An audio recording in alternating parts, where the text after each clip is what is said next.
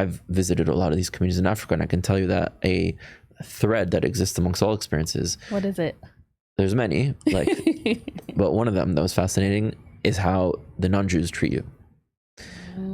Always blamed for all problems in society, always mistreated, always seen as dirty, impure, other. In Nigeria, the Igbos, they blame them for running the media, for running the economy, for owning all the land, for being the lawyers and the doctors and the businessmen. Like a mini genocide on the Igbos as well. Absolutely. Yeah, which is interesting that in 1967, when Israel liberated Jerusalem, the Igbos, a month later, were like, yo, we got to do our liberation as well. This is the time. Our rest of our family liberated.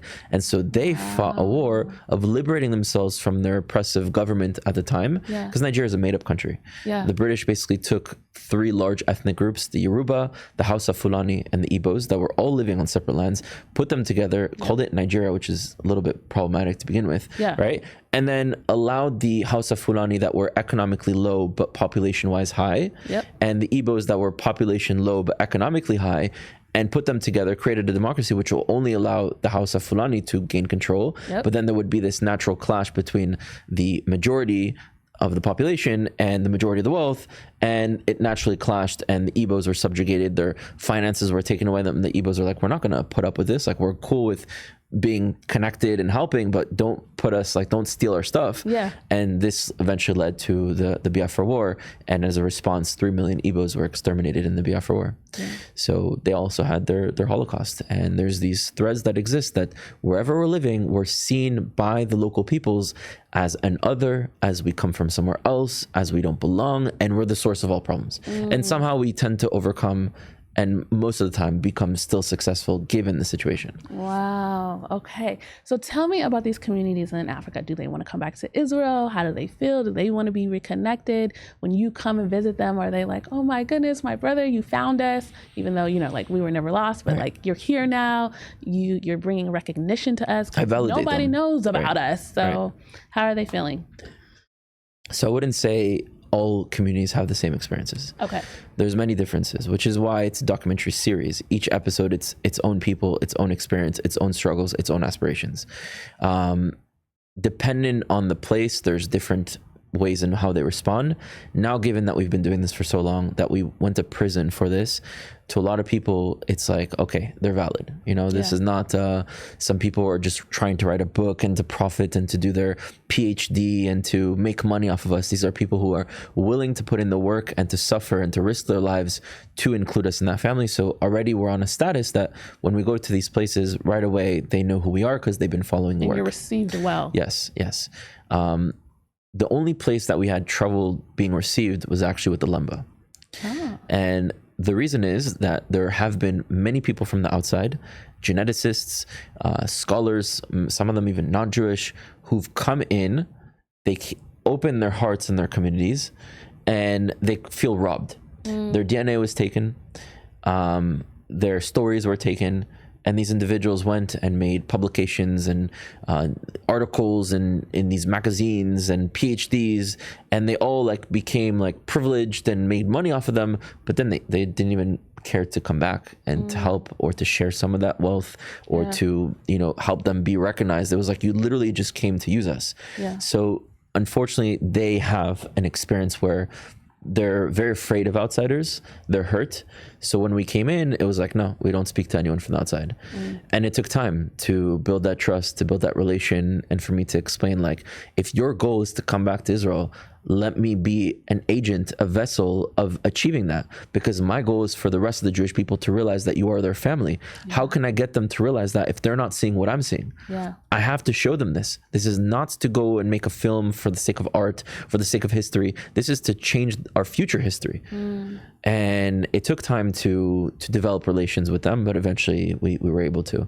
And so sometimes there's that, but for the most part, it's full of love, full of open arms.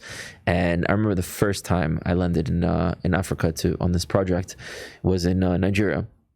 Unfortunately, a day and a half later, we get kidnapped. But I don't know why I'm laughing. I'm sorry. It's all good. Overall, it was it's so absurd. It is absurd, but it happened. But when you look at it in hindsight, now years later, it was a beautiful experience. Honestly, it was horrible. We were starved for a week, no food. We were in the worst of conditions in like a cage with rat feces and human urine. Why did they arrest you guys? The government at the time was anti the Igbo. Okay. You come to do a film on the Igbo by nature of doing a film on a population that they deem to or see or have experienced to be their enemies. You are seen as an enemy. And we didn't even come to talk about anything politically or about the Biafra War. Yeah. We came to just talk about their Jewish history, lineage, connection, and show that to the world. Yeah. But we were seen as attached to what they perceive to be their enemies. Nigeria is not a safe place.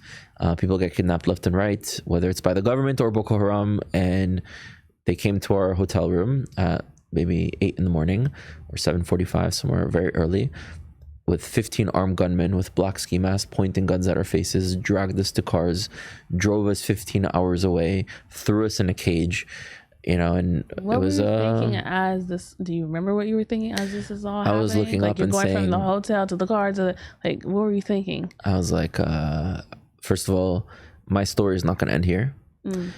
I'm not a part of a generation that realizes there's danger and just puts their hands up. I'm going to make it out with my team. And whatever test this is, Hashem, I will overcome.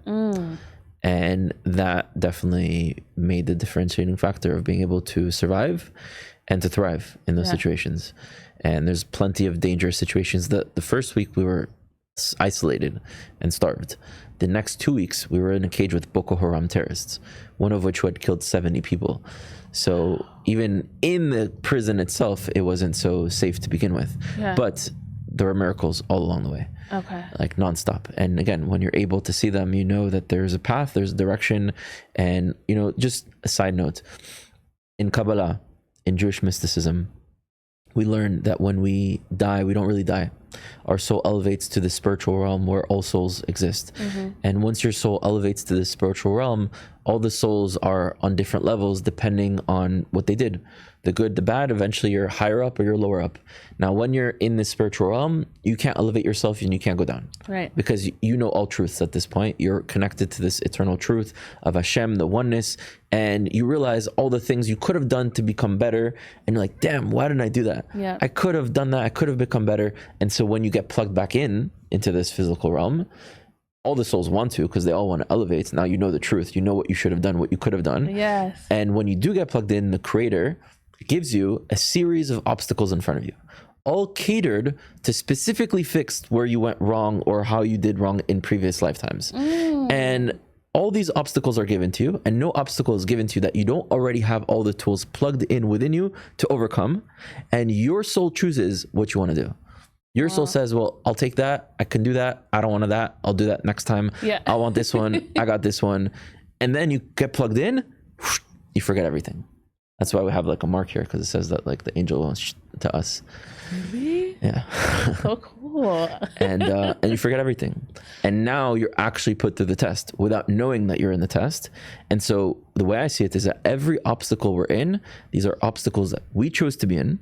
These are obstacles to make us a better person, to have us fix something within us or to the collective. And we have all the tools within us to overcome. I love that. That's so empowering. I feel like you're like giving me a motivational speech. I'm like, I will overcome. You will. You know the song, We Will Overcome. Yes. So how long were you in prison in Nigeria? We're 3 weeks in total. 3 weeks? Yeah. When they released you, you guys went straight back to Israel? Yeah, they took us from there to the Chabad, had our first shower and meal, from the Chabad to the airport, deported. Wow. And now, but you are able to go back to Nigeria. So we met with the Nigerian government. We let them know that our project is not here to make Nigeria look bad. It's not here to get involved with the political strife that exists. We're here to tell a beautiful story of Nigeria. Yeah. We're here to make you look good. Yeah. And that's not my goal, but it's going to make you look good, because in these episodes, it's travel, it's journeys, it's scenery, it's dance, it's music, it's food. There's so much involved with it. And the world is going to want to travel to these places. So it's to elevate the public view that you will have in this world. So it's only a win for you. And if we don't come, the only thing we have to show is a horrible prison experience. Like, do you want that to be what the world sees of Nigeria? So, good. it's actually a win-win situation. So they're like, okay, come back. So they're like, okay, you can come do the paperwork. And we were in the middle of doing the paperwork, and then October 7th happened. But back to the last thing is, when we did come to Nigeria, it was one of the most beautiful experiences I've ever had in my life. Immediately welcomed with open arms, them feeling so loved that they're finally validated by their brothers and sisters and people see them for who they are. Yeah. We brought a Sefer Torah, which was even a miracle of how we got this in itself. But we were given this Sefer Torah that was like around 250, 300 years old that survived the Holocaust. Wow. And we brought it to them. And I remember when we arrived to their community, I give it to one of the Igbos, and he takes it and he starts dancing with it, and he's like, Torah temima, Torah Adonai temima, which like means Torah is pure. And we're all dancing, and they bring us to their synagogues, and they're speaking in Hebrew, and they're showing me how they do Sukkot and how they keep kosher and how they have like one siddur, but they took photocopies of many siddurim so that they can have a siddur for everyone. And it's like, you know, just so moving and so full of love. And I remember there was like one guy, Moshe, that I was asking him, I was like, you know, I want to get some B-roll footage of the marketplace, so at some point if there's a market here that we can go and film so we can use that B-roll. And he's like, the way you asked me the question reminds me of how Moshe and Bamidbar was talking to the... I'm like, what is going on here? Not only are they like strong, proud Jews, they're like learned Torah Jews. Like they're really living life of Torah. They view the world through the lens of Torah. Yeah. Now again, it's not everyone. Yeah. You go in America, you have 5.4 million Jews, you have 60 to 80% assimilation rates. Yeah. So it's not every single Igbo, a lot of them are forcibly converted to Christianity. Right. It's not every single Lemba, it's not every single person, but... Do the Igbos at large know that they're Jewish? So do they accept that they're Jewish? My ex is actually Igbo. His family, they were converted. So his family accepts that they come from the lost tribes, that they were Jewish, but now they practice Christianity. But I would go to a lot of Nigerian parties and they would say, no, the Jews just want us to associate with them because we are successful. Like the Igbo Jews, when they come to America, we're the most successful, we're the richest. So because we're smart and successful, of course the Jews want to attach to us now. But we're not one of them. Interesting, because that's Igbos. being said on both sides sometimes. Yeah, I know. Yeah. And I was like, okay, so that was their idea there. For the most part, most Igbos were converted to Christianity by force. Yeah. Most Igbos identify as being descendants of Israel, but now that they're Christians. Yeah. So similar to your ex. Yeah. There are Igbos who deny it. There are Igbos who are like, no, we're not. It's not true. This is a myth. This is a lie. And then there are Igbos who fully live it, who never accepted Christianity, who kept their traditions, who kept their values and their culture and their lineage and know who they are. So we came to do a project on those who stayed true to who they are. That's not saying that those who were forcibly converted and were born out of their understanding of who they are, that they wouldn't be able to do a process to come back. You know, my goal is to make this open and inclusive and to find the solutions. But I think, of course, we'll have to have either Sanhedrin or the rabbinate involved. It's not up to me to make those decisions. Right. I'm here to reveal the problems, to make the connections, and to be a process of reintegration of our hearts. Then the physical reintegration, it's not me to decide. It'll have to have the appropriate bodies to get involved with this. So the Igbo Jews now, I feel like, have such a name in the world. Like people are starting to understand, oh, there are Jews in Nigeria. Like they're hearing it, they know about it. Like if I have a conversation with a layperson, they're like, oh yeah, I heard about it. So because this acceptance is starting to happen, are the Igbo Jews wanting to go back to Israel? So I'll put it like this. There are about 50 million Igbos. Okay. There's about, I would say, around 50,000 who are practicing Judaism the way that me and you know it. Okay. Again, doesn't mean there's only 50,000 descendants of Israel. There's 50 million descendants of Israel, but there's 50,000 about that we know.